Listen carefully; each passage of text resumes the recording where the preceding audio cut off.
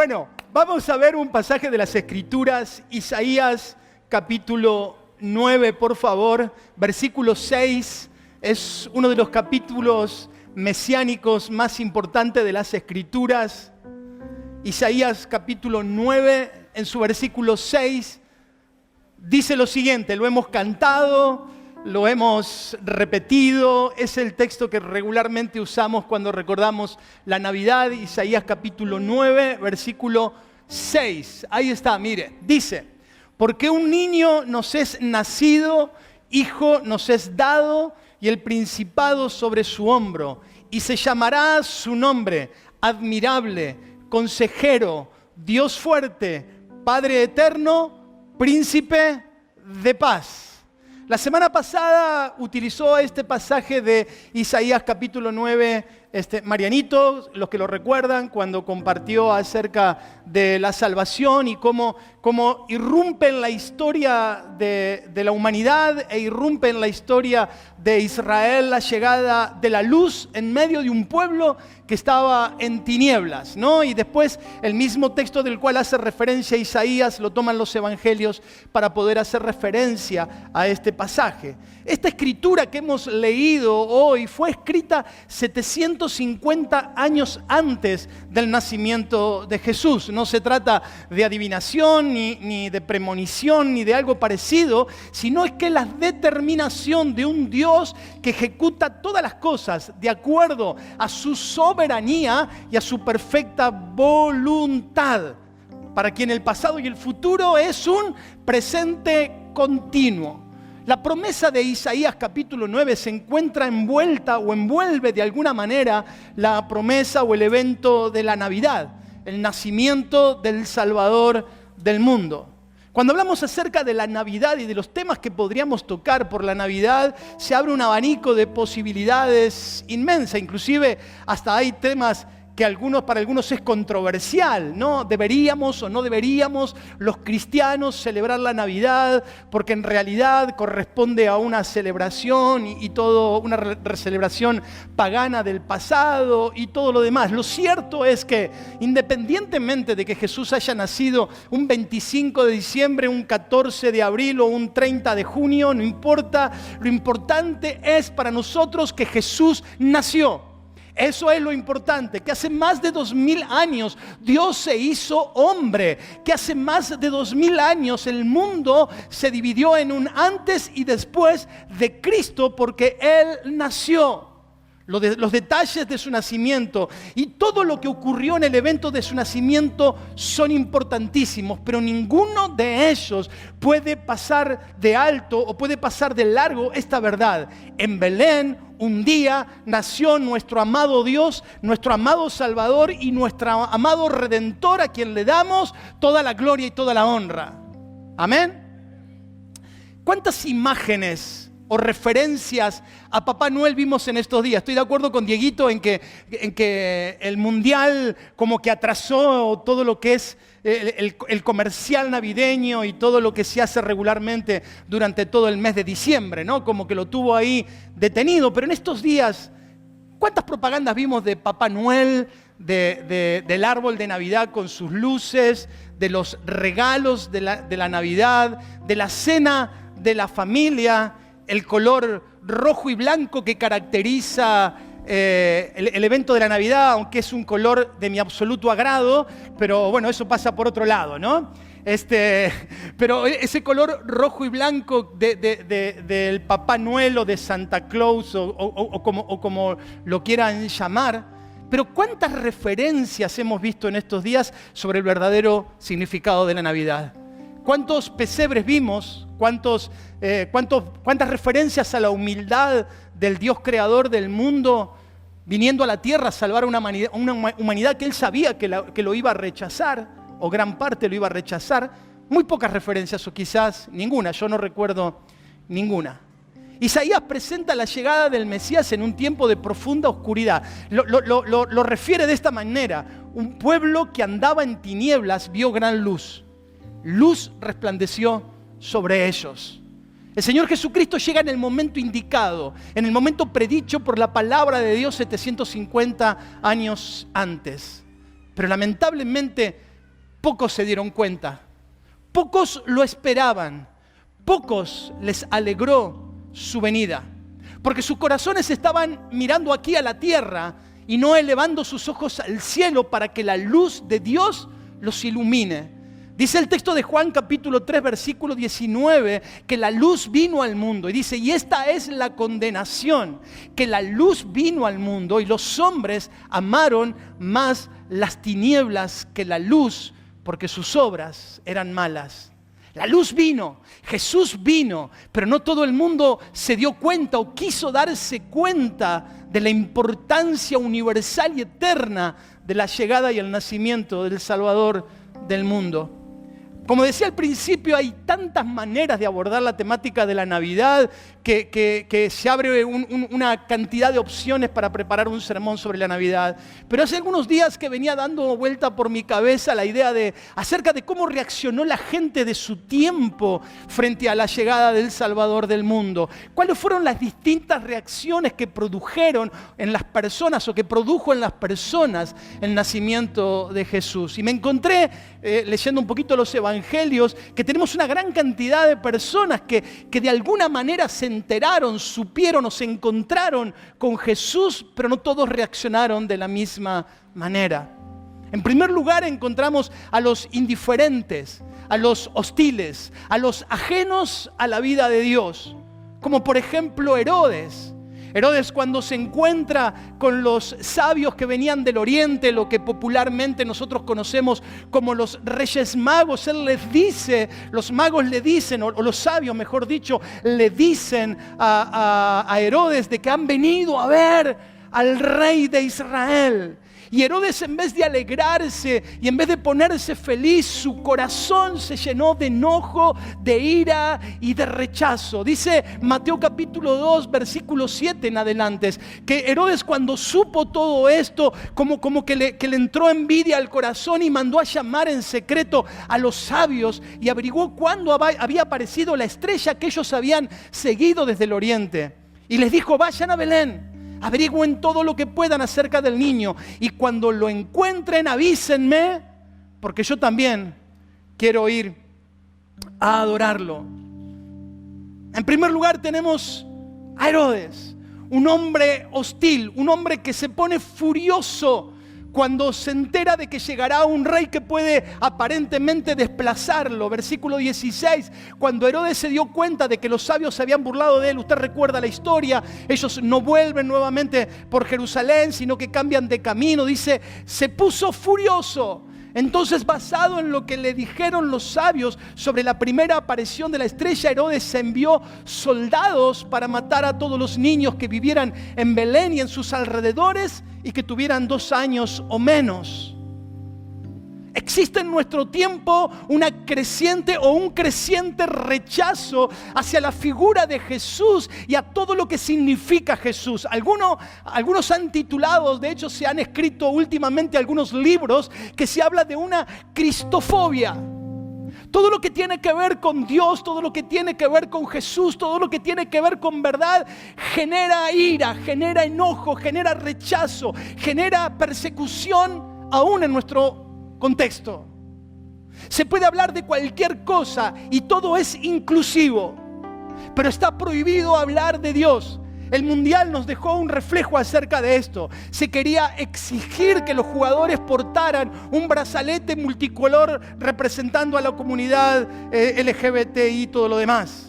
Muchos se opusieron, pero el gobierno se opuso a que hiciera esto y algunos países como Alemania o Inglaterra u otros manifestaron públicamente su desacuerdo frente a esto. Ahora, si un jugador de fútbol metía un gol y sacaba su camiseta y decía en su camiseta o en su remera, Jesús es el Señor, ese jugador iba a ser duramente sancionado. Mientras una ideología era tratada de meter por la fuerza, la otra era totalmente rechazada en uno de los eventos más invocadores o que mayor cantidad de audiencia ha tenido en la historia de la humanidad.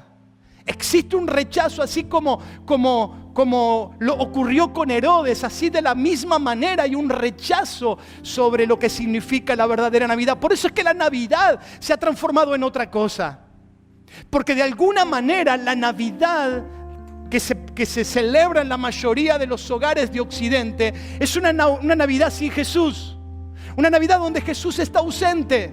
Una Navidad donde Jesús ya no forma parte de esa celebración. Comemos, bailamos, tomamos. Algunos toman demasiado, porque ahora cualquier razón es buena para tomar demasiado. Pero Jesús no está presente. En muchos hogares, inclusive en hogares cristianos, ni siquiera se hace una sola referencia acerca de lo que significa la verdadera Navidad. Los niños en hogares cristianos, en algunos hogares cristianos, crecen sin saber qué significa la verdadera historia de la Navidad. Que la Navidad no es comer, que la Navidad no es tomar, que la Navidad no es reventar cohetes o cualquier otra cosa, sino que la Navidad es el recordatorio del nacimiento de nuestro Salvador y Señor Jesucristo. En segundo lugar tenemos a los religiosos. Los religiosos sabían las profecías, conocían que en el libro de Miqueas había una profecía que hablaba acerca del nacimiento del Salvador en Belén, sabían acerca del libro de Isaías y de todo lo demás, pero el Jesús que vino era muy diferente al que ellos esperaban. Ellos esperaban un libertador, un guerrero que los liberara del yugo de Roma, el que había venido, un niño envuelto en pañales, naciendo en un establo, humildemente, de una familia que no era religiosa, de una familia humilde, de un trabajador humilde, no era o no estaba de acuerdo a lo que ellos pretendían que fuera su Salvador. Ellos esperaban de que fuera un libertador, cuando lo que Jesús vino a traer es libertad en el corazón. Ellos querían a alguien que les diera prosperidad y bienestar. Pero cuando la tuvieron en el pasado, se olvidaron de Dios. Un rey que los hiciera felices, olvidándose que la felicidad o el gozo permanente solo se encuentra cuando tenemos una relación personal con Jesús. Ellos, aún siendo religiosos y sabiendo la verdad, teniéndola delante de sus ojos, querían lo mismo que todo el mundo quería. No se distinguía del resto. En tercer lugar tenemos al dueño del alojamiento. Me llama mucho la atención, podría preparar un sermón solo sobre el dueño del alojamiento, ¿no? Los padres del Salvador del mundo, María con su panza a punto de dar, golpean la puerta de su casa, estuvo frente a la posibilidad de darle alojamiento al Dios de los cielos, al Creador del cielo y de la tierra y de todo lo que existe, pero no se dio cuenta. Le dijo algo así como: no tengo nada para darles, o tengo muy poco para darles. Tal vez puedan acomodarse en el fondo de la casa, tal vez puedan acomodarse en el establo donde están los animales y donde tal vez entre medio de la paja y en medio de los fardos puedan acomodarse. Claro que mi hospitalidad no me permite dejarlos en la calle, pero tampoco les daría un lugar importante en mi casa. Un lugar secundario, un lugar como para quedar bien. Como a eso que usted les pregunta: ¿usted cree en Jesús? Sí, claro. ¿Pero qué lugar ocupa en tu casa? ¿Está en el living? ¿Está en el comedor? ¿O está en el fondo del patio? Cosa que no moleste. Cosa que no sea demasiada carga tener a Jesús en casa. Cosa que no sea demasiado comprometedor sentar a Jesús en el living de casa cuando prendo el tele o cuando estoy mirando la computadora. Mejor tenerlo cerca, pero a su vez lejos, que no moleste demasiado. En cuarto lugar, los habitantes de Belén, una población que vio el nacimiento del Salvador del mundo, pero que estaba ajena a la vida de Dios en esos días. Porque en esos días, según lo que dicen las Escrituras, era un día de censo. Había que censarse, así que cada uno estaba yendo de un lugar a otro para poder cumplir lo que César Augusto, el emperador del momento, había decretado. Había que censarse. Entonces por eso tiene que viajar José con María a la ciudad de Belén. Así que todo el mundo corriendo y preocupado por la economía, por la política, por el mundial de fútbol. No había mundial en esa época. Pero ahí todo preocupado por otras cosas. Mientras el Salvador del mundo nacía en un humilde pesebre. Algunos dicen que el pesebre no era un pesebre, sino que era el abrevadero donde comían o tomaban agua los animales. Ese fue el pesebre del Señor. José y María también se mueven hacia la ciudad de Belén por esta situación cívica que está ocurriendo, el censo en la ciudad. Pero la única diferencia con el resto es que ellos estaban detrás del cumplimiento de los planes eternos de Dios, que había sido anunciado en Miqueas capítulo 5, donde se decía que el Salvador del mundo nacería en Belén. Para muchos el nacimiento de Jesús no fue importante. Para muchos el nacimiento de Jesús tampoco les es importante hoy. Para muchos Jesús no tiene importancia, para muchos Jesús solamente es aquel al cual me acerco, a quien busco cuando tengo una necesidad, pero en el resto de mi vida, mientras las cosas funcionen, Jesús no es importante. Inclusive vuelvo a repetir esto, porque creo que tal vez sería para nosotros que somos creyentes lo más importante. Es muy probable que no hayamos pensado cómo Jesús puede sentarse en nuestra mesa mañana en la noche. ¿Cómo podemos hacer que Jesús sea parte de mi celebración? Habremos pensado en la comida, en los invitados, con quién la voy a pasar, qué vamos a tomar, qué vamos a comer, en los confites, los turrones, el pan dulce y todo lo demás. Pero tal vez no hemos pensado cómo darle gloria al Señor por medio de la celebración. En segundo lugar, tenemos a los que vieron y creyeron, como María, los sabios, los pastores. Estos vieron señales sobrenaturales, ángeles, estrellas, visiones, apariciones, y las aprovecharon absolutamente. Yo he conocido a lo largo de mi vida personas que necesitan 1000 señales para creer en Jesucristo y nunca les es suficiente. Mientras otras, una simple señal les es suficiente para darse cuenta de que necesitan entregar su vida a Jesucristo. Yo he conocido personas a quien Dios les ha hecho milagros impresionantes, sanidades impresionantes, y sin embargo le han dado la espalda a Jesús. Así que no es tan importante la señal, sino la actitud del corazón para con la señal. A los pastores, un grupo de ángeles se les presenta y les dice que ha venido el Salvador. Quiero leérselo al pasaje porque es hermoso, un poquito largo, pero se lo leo. Dice: esa misma noche unos pastores estaban cuidando sus ovejas cerca de Belén. De pronto un ángel de Dios se les apareció y la gloria de Dios brilló alrededor de ellos. Los pastores se asustaron mucho, pero el ángel les dijo: no tengan miedo, les traigo una buena noticia que los dejará muy contentos. Su Salvador acaba de nacer en Belén. Es el Mesías, el Señor. Lo reconocerán porque está durmiendo en un pesebre envuelto en pañales. Yo cuando leí esto de envuelto en pañales de nuevo, a mí me conmovió. El creador del mundo envuelto en pañales.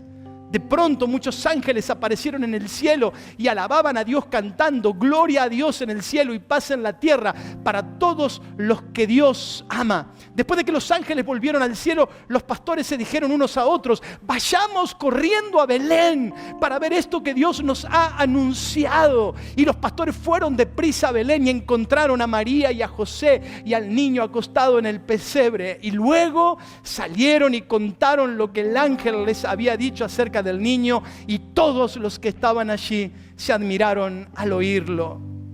Los pastores de Belén, los pastores que estaban en su trabajo, interrumpido su trabajo por una anunciación, y ellos respondieron a ella con fe y con seguridad. La actitud de María, dice el texto el que hemos leído en el versículo 19, que cuando vio María y le contaron los pastores lo que había ocurrido, dice que ella quedó impresionada por todo lo que estaba sucediendo, pero no dejaba de pensar en eso. María sabía quién era el hijo que llevaba en su vientre. Ella sabía quién era el hijo que había nacido, pero no dejaba de asombrarse de todo lo que ocurría hacia alrededor.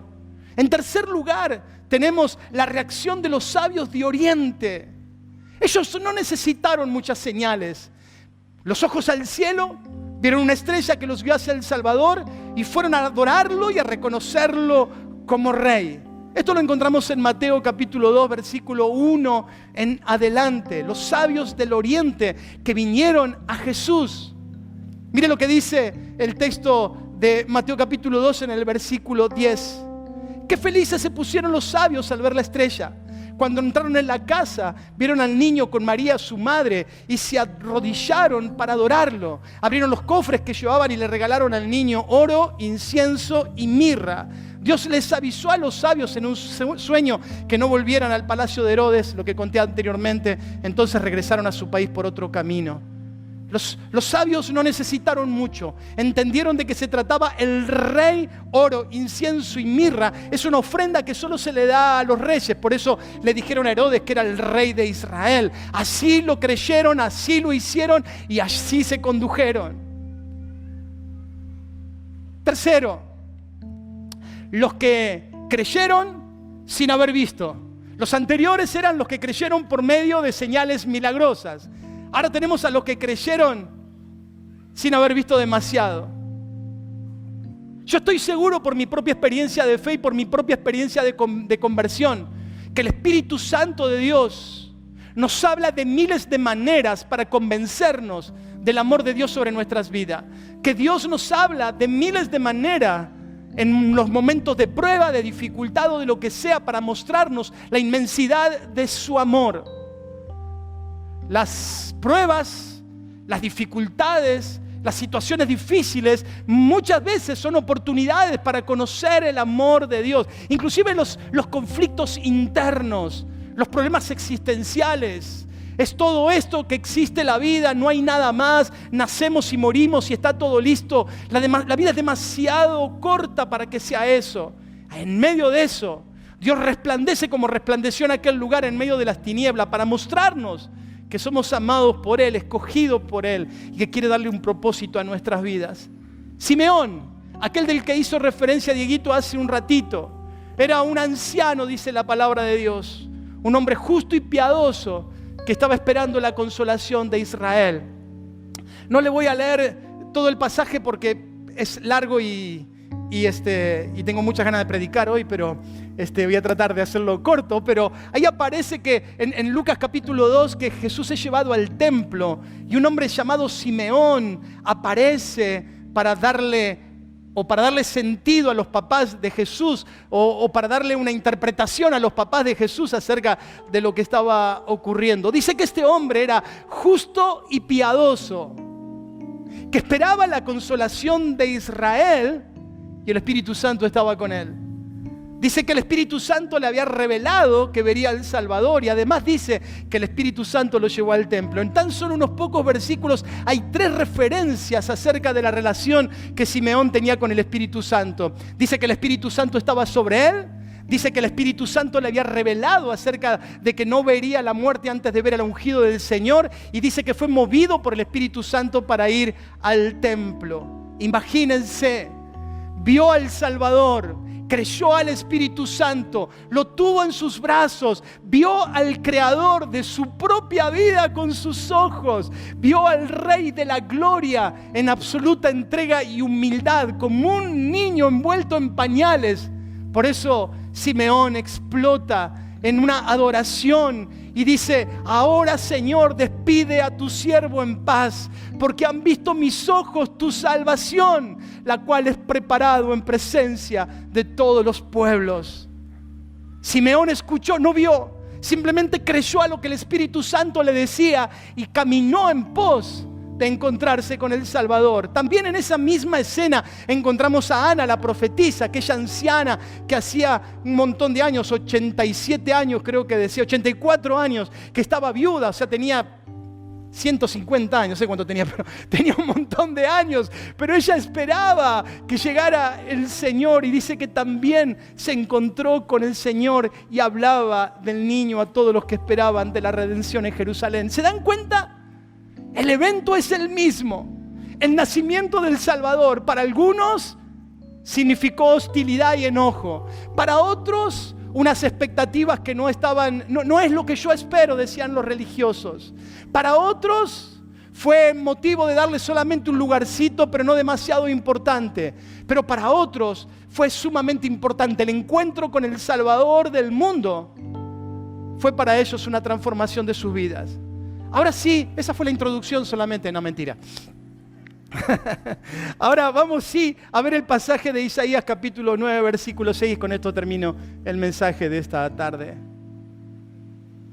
Dice Isaías capítulo 9, versículos 6 y 7, que fue con el que comenzamos el mensaje de esta tarde. Dice, porque un niño nos es nacido, un hijo nos es dado, y el principado sobre su hombro. Y se llamará su nombre admirable, consejero, Dios fuerte, Padre eterno, príncipe de paz. Lo dilatado de su imperio y la paz no tendrán límite sobre el trono de David y sobre su reino, disponiéndolo y confirmándolo en juicio y en justicia desde ahora y para siempre. El celo de Jehová de los ejércitos hará esto.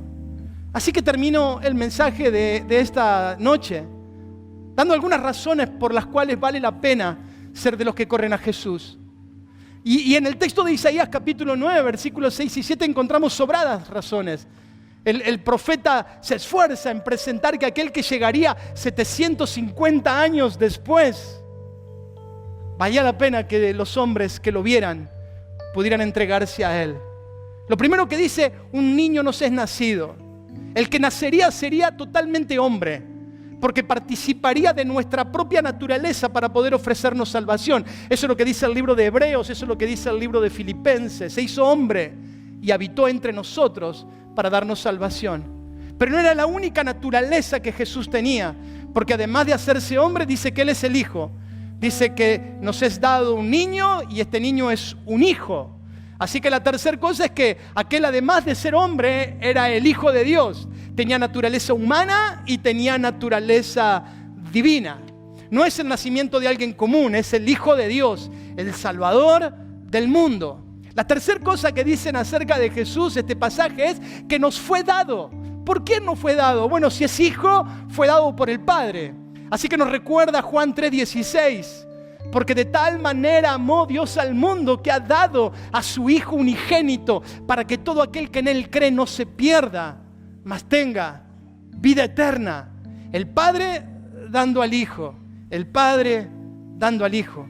El Dios hecho carne, la luz en medio de las tinieblas, la esperanza en medio de la desesperanza, el que puede romper las cadenas del pecado, salvar y traer libertad, el Dios todopoderoso, hecho carne para traernos salvación. Isaías capítulo 7, versículo 14 dice que habrá una señal. Dice, y aquí que la Virgen concebirá y dará a luz un hijo y llamará su nombre Emmanuel, que significa Dios con nosotros. Lo segundo que va a decir Isaías acerca de este que nacería es que es un consejero admirable. No son dos palabras en el original que estén separadas, sino que van juntas. Es un consejero admirable, un consejero maravilloso, un consejero inigualable, único. Es el único que tiene el consejo perfecto para cualquier etapa de la vida, para cualquier circunstancia de la vida. Es el consejero por excelencia. Recibir el consejo del admirable consejero no es fácil, porque regularmente va en contra de todo lo que escuchamos de allá, de todo lo que aprendimos, de todo lo que el mundo dice, también en contra de nuestra naturaleza, de nuestros deseos. Pero es el consejo más precioso que podemos recibir en esta vida. A veces en consejería me pasa que damos algún consejo para poder ordenar determinadas situaciones y vemos que hay personas a las cuales el consejo en el momento es como dulce, pero después al momento de ponerlo en práctica es como que no es demasiado importante. Ya les he contado en alguna oportunidad esto, pero lo recordaba mientras estaba terminando el mensaje. Hace algunos años atrás, un par de años atrás, me encontré con un hombre en la calle que se había ido de la iglesia hacía 15 años atrás. Y se había ido por una situación que él estaba viviendo y que no quiso cambiar algunas cosas que él estaba haciendo mal y se enojó conmigo y se fue. Me lo encontré hace un par de años en la calle y cuando lo vi, y lo vi que cruzó la vereda para encontrarse conmigo, me agarró un poquito de quickie.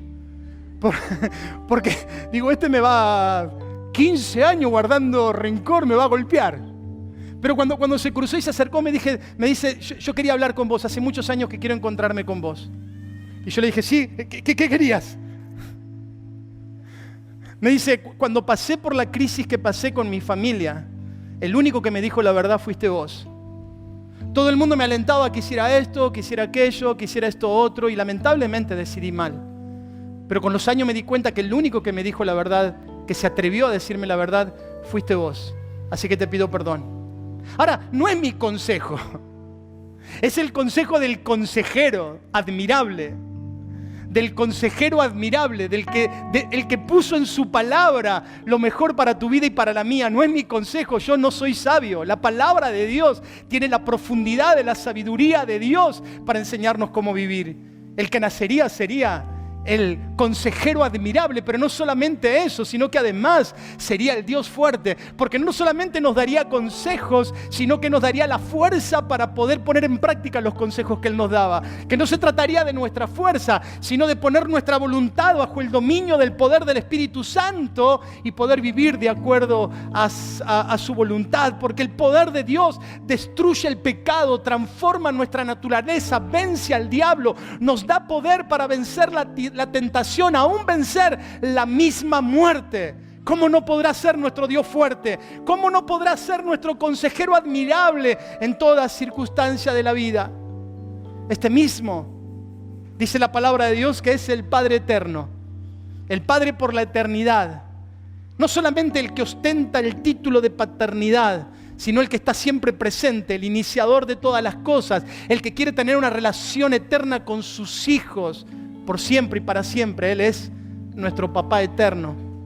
Y por último, dice el texto que Él es el príncipe de paz. Qué hermoso texto. El príncipe de paz. El que trae paz entre Dios y los hombres. El que trae paz en el corazón de los seres humanos. El que trae paz en la relación entre los hombres. El que traerá un reino de paz eterna. Dice el pasaje, su gobierno y la paz nunca tendrán fin. Isaías 9, versículo 7. El Hijo de Dios ha sido enviado. La obra ha sido consumada. Las señales han sido dadas. Hemos visto su gloria. Su paz prometida habita en nosotros. ¿Qué más necesitamos? Solo entregarle nuestra vida. Solo entregarle nuestra vida y no darle el fondo del establo. Darle el lugar principal en nosotros. Aceptarlo como Señor y Salvador de verdad, de verdad. Y vivir nuestras vidas para la gloria de su nombre el resto de nuestras vidas. La Navidad puede ser una celebración más. Familia, amigos, comida, regalos, música, diversión, pero sin Jesús. Y sin Jesús no es Navidad. Se puede tener todo aquello que el mundo desea, una buena comida y todo lo demás. Pero con nuestro amado Salvador sentado a la mesa, la Navidad tendrá el sentido verdadero. La diferencia la hace el corazón y el compromiso que tengamos con Él. Si Jesús no va a estar presente en nuestra Navidad, si las canciones que van a sonar o las cosas que vamos a hacer nos recuerdan a Jesús, no digamos que estamos celebrando la Navidad, digamos que estamos celebrando una fiesta, una tradición que nos permiten juntarnos con familia, pero no es la Navidad. Porque aún el día de hoy sigue habiendo personas que reaccionan al nacimiento de Jesús de la misma manera que lo hicieron aquellos hombres. Hay indiferentes, hay hostiles, hay ajenos a la vida de Dios, hay religiosos, hay preocupados solos por las cosas de esta tierra, pero también hay hombres y mujeres que aman al Señor. Termino con esto, un pensamiento que me venía estos días a la mente y que quería compartirlo. La palabra de Dios nos anuncia, nos profetiza, nos advierte que nuestro Señor Jesucristo está viniendo de nuevo. Que nuestro Señor Jesucristo está regresando. Ya no como un niño envuelto en humildes pañales, sino que está regresando en gloria como el Rey de Reyes y Señor de Señores, como el Cordero victorioso, como el que tiene poder y toda gloria. Pero ¿cuántos de nosotros, sabiendo de que esto es un evento que es inevitable, que va a ocurrir, lo estamos esperando? ¿Cuántos deseamos que Él regrese? ¿Cuántos estamos atentos para vivir nuestras vidas para la gloria de su nombre, esperando su regreso? Las palabras finales de las Escrituras son: ven, Señor Jesús. Y esas deberían ser las palabras de cada uno de los que amamos al Señor. Ven, Señor Jesús. Esperamos tu regreso. Amén. Cerra tus ojos y oramos.